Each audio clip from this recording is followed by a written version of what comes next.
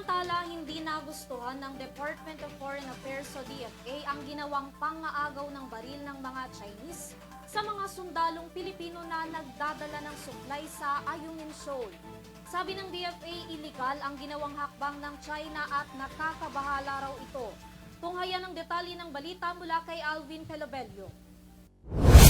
Dinuligsa ng Department of Foreign Affairs ang iligal na aktibidad ng mga tauhan ng China laban sa personnel ng mga Philippine Navy na nagsagawa ng resupply mission sa bahagi ng Ayungin Shoal. Sa isang pahayag, sinabi ng DFA na nababahala sila sa agresibong ikinikilos ng China na nagdulot ng injury sa mga tauhan ng militar. Kahapon, kinumpirma ng National Security Council na kasama ang Philippine Coast Guard at ang Armed Forces of the Philippines sa resupply mission para maghatid ng humanitarian aid sa mga tropa na nakaistasyon sa BRP Sierra Madre sa Ayungin Shoal. Nangyari ang insidente noong June 17 sa kasagsagan ng regular na RORE mission ng mga tauhan ng militar. Gayunpaman, mananatili daw ang Pilipinas sa pamamagitan ng DFA sa pagsusumikap na mabuong muli ang kaaya-ayang negosasyon at konsultasyon sa pagitan ng China at ng Pilipinas sa South China Sea.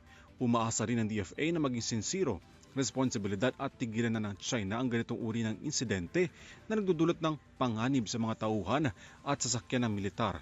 Nananawagan ang DFA sa China na sumunod sa international law, partikular na sa UNCLOS o United Nations Convention on the Law of the Sea at 2016 arbitral ruling.